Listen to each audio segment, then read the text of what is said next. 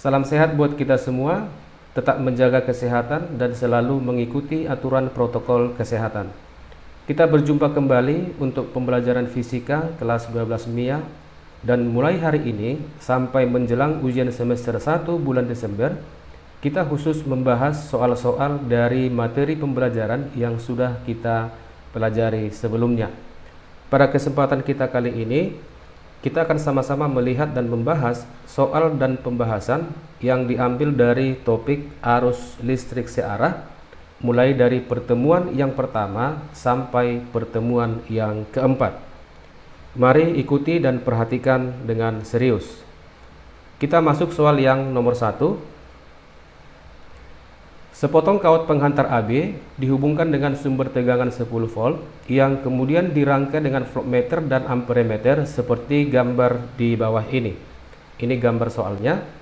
Ini adalah merupakan kawat sepanjang AB. Kemudian di sini ada V, ini merupakan simbol daripada voltmeter. Kemudian di sini ada simbol A, ini adalah simbol dari alat ukur amperemeter. Selanjutnya perlu kita ingat kembali bahwa apabila voltmeter dihubungkan dengan suatu komponen yang akan diukur nilai tegangannya, maka harus disusun secara paralel. Selanjutnya untuk amperemeter, apabila dirangkai atau disusun dengan suatu komponen yang akan diukur nilai arusnya, maka harus disusun secara seri. Kita perhatikan pertanyaan dari soal ini. Tentukanlah hambatan kawat AB. Kita perhatikan pembahasannya. Cara membaca hasil pengukuran amperemeter dan voltmeter. Hasil pengukuran yang kita singkat dengan HP itu akan sama dengan batas ukur dibagi dengan batas skala dikalikan dengan angka jarum penunjuk. Nah, kita perhatikan dulu gambar yang untuk voltmeter yang ini. Batas ukurnya itu ada pada angka 10 volt. Selanjutnya batas skalanya yang di atas ini ada pada angka yang kelima. Sedangkan angka jarum penunjuk ini tepat menunjukkan angka yang keempat. Nah, selanjutnya untuk amperemeter yang di bawah ini, batas ukurnya itu sama dengan 10 ampere. Sedangkan batas skalanya itu sama dengan 5 ampere. Dan angka yang ditunjuk oleh jarum alat ini tepat pada posisi angka kedua. Sehingga untuk voltmeter kita akan bisa menentukan hasil pengukurannya akan sama dengan 10 per 5 dikalikan dengan 4 sama dengan 8 volt. Dengan cara yang sama atau dengan rumus yang sama, maka untuk amperemeter ya kita akan bisa menentukan hasilnya.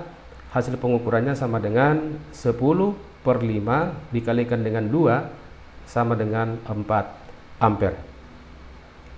Maka hambatan kawat AB kita bisa tentukan dari persamaan hukum Ohm, di mana hukum Ohm menyatakan bahwa arus itu sebanding dengan nilai tegangan dan berbanding terbalik dengan nilai hambatan.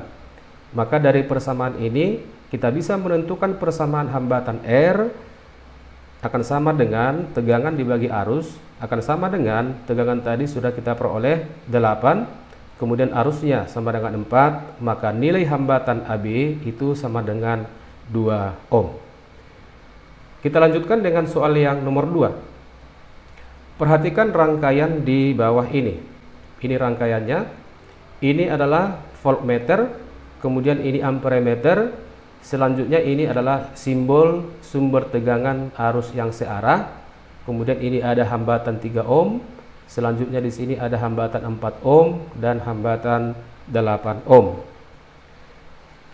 Jika amperemeter menunjukkan angka skala 0,6 ampere, maka nilai yang terukur oleh voltmeter dan nilai GGL adalah. Berarti di sini disebutkan amperemeter ini menunjukkan angka 0,6 ampere.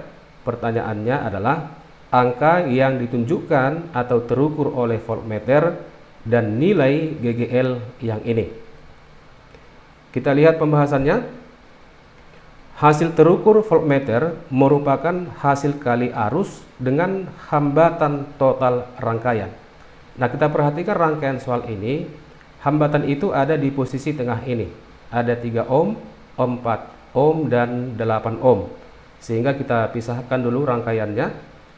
Nah, ini yang 3 ohm, kemudian ini ada 4 ohm dan 8 ohm. Nah, kalau kita perhatikan hambatan-hambatan yang ada di sini, maka sangat jelas bahwa hambatan 4 ohm dan 8 ohm ini adalah disusun secara paralel ya. Maka kita tentukan nilai hambatan pengganti yang paralel ini.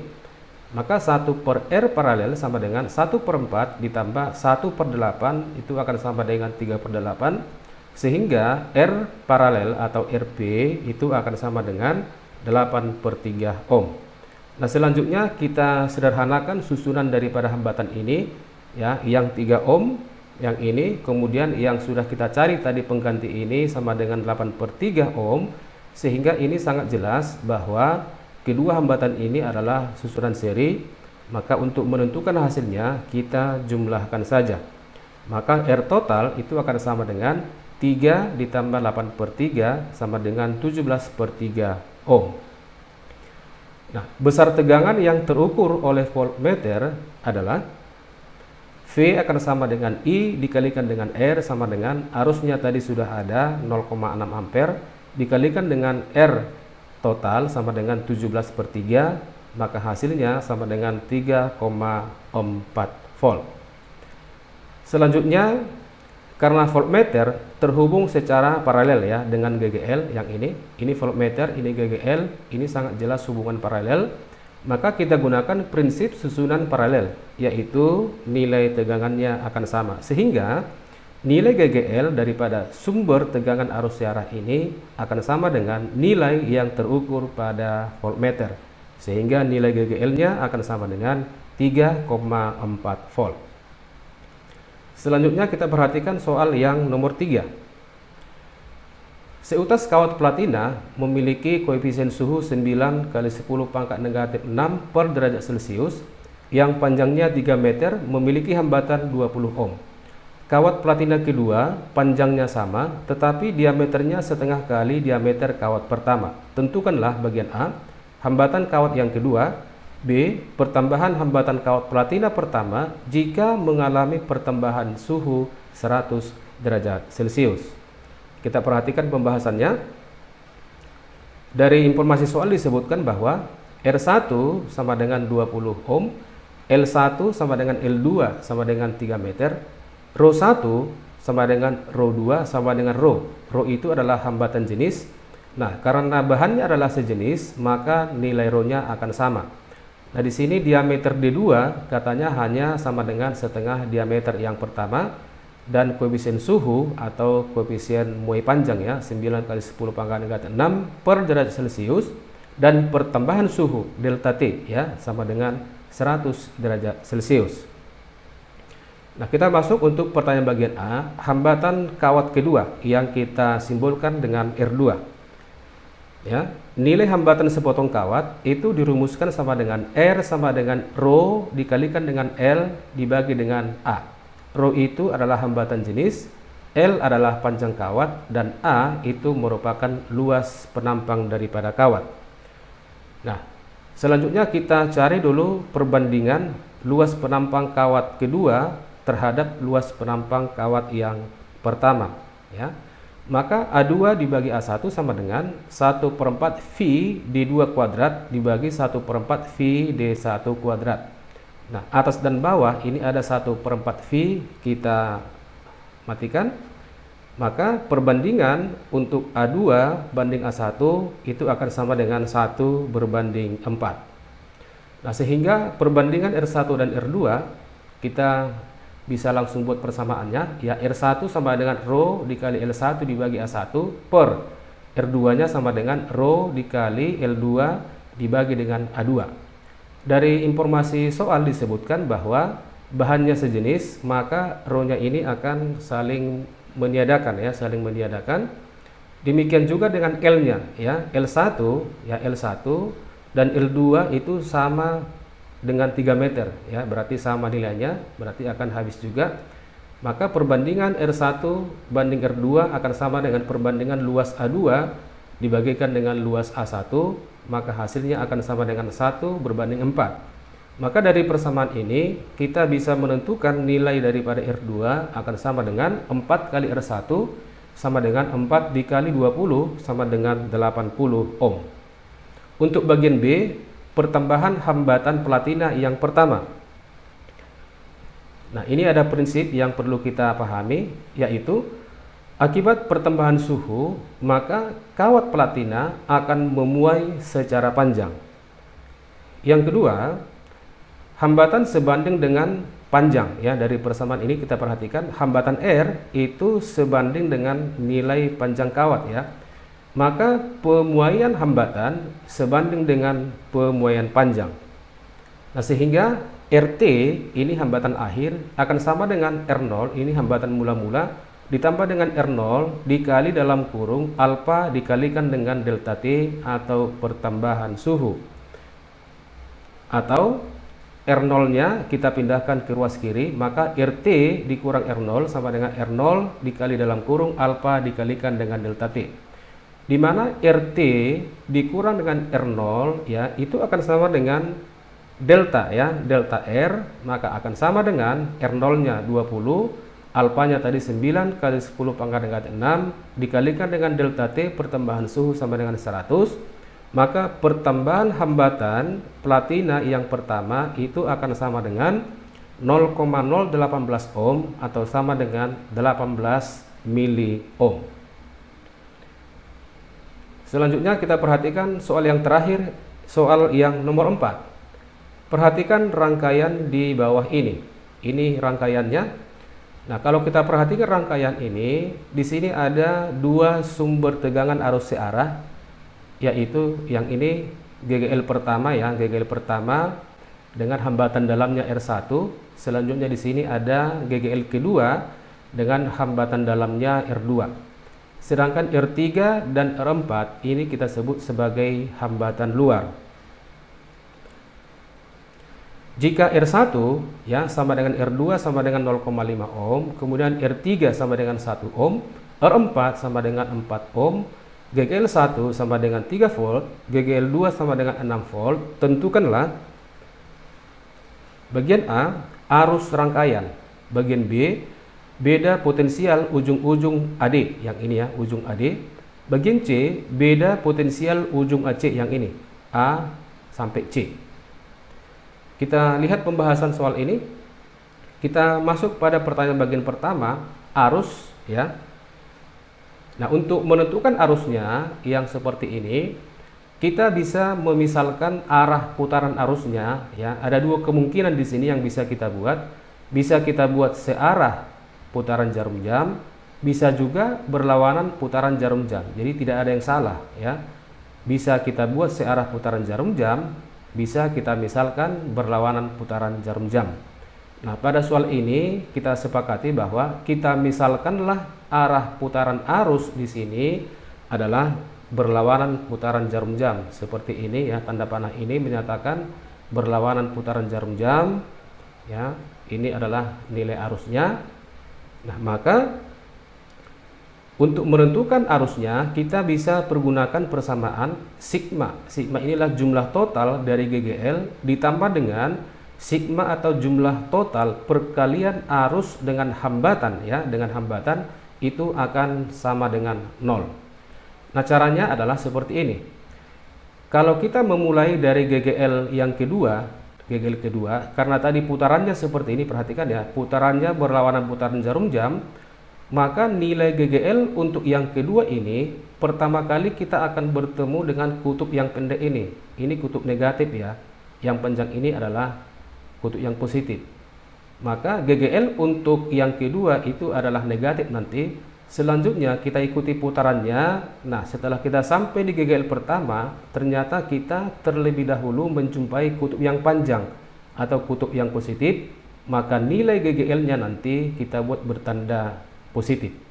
Nah, selanjutnya karena ini adalah hanya satu loop, ya, satu loop, maka nilai arus pada rangkaian ini akan sama semua. Kenapa? Karena semua komponen-komponen ini terhubung secara seri. Sehingga kita lihat persamaan ini, kita mulai dari GGL yang kedua ini ya. GGL yang kedua sebenarnya bisa juga kita mulai dari GGL pertama. Tapi dalam hal ini kita sepakati dulu, kita mulai dari GGL yang kedua. Ingat, kita terlebih dahulu menjumpai kutub negatifnya, maka untuk GGL kedua kita buat bertanda negatif. Ya, negatif GGL kedua tambah GGL pertama tambah I, ya, karena arusnya sama, maka kita keluarkan langsung I-nya dikalikan dengan R2 ya. R2 ditambah dengan R4 tambah dengan R1 tambah dengan R3 ya. Sudah habis hambatannya, maka ruas kanan kita buat sama dengan 0. Nah, selanjutnya kita masukkan nilai-nilai yang sudah diketahui tadi dari soalnya ya. GGL kedua tadi 6 tambah 3 tambah I dikali dalam kurung R2 0,5, R4 4, R1 0,5, R3 sama dengan 1 sama dengan 0.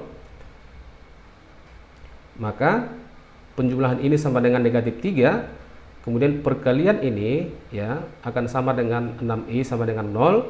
Maka dari persamaan ini kita akan bisa menentukan arus rangkaian yang ini, arus rangkaian itu ternyata sama dengan positif ya, sama dengan positif 0,5 ampere. Artinya berarti pemisalan arah putaran arus ini sudah benar. Nah, apabila kita peroleh nanti tanda arus itu bertanda negatif, berarti arah pemisalan kita itu terbalik ya.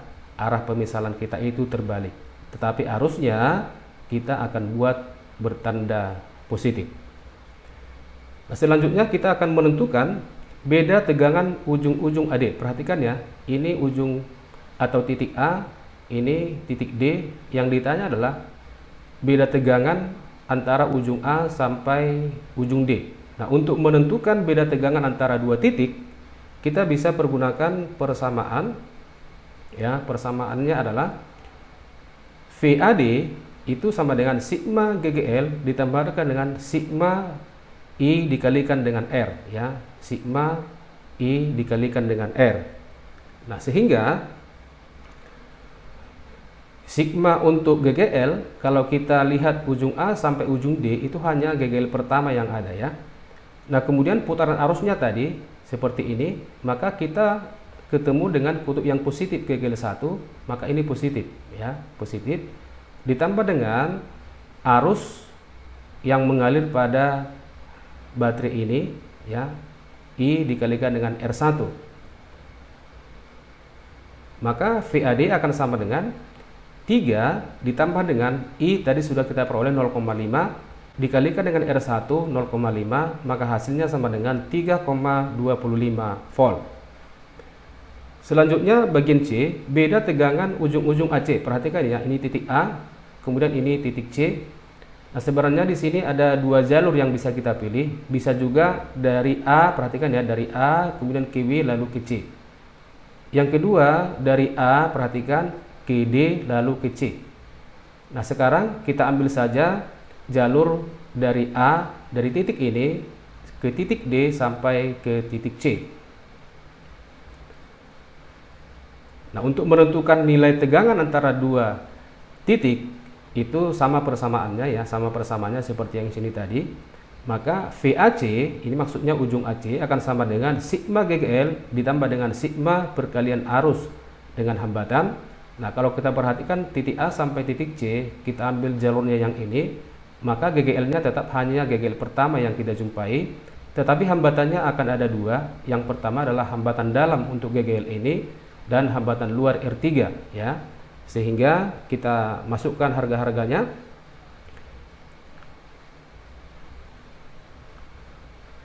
GGL 1 itu tadi sama dengan 3 volt ditambah dengan I 0,5 ampere dikalikan dengan hambatannya R1 tambah R3.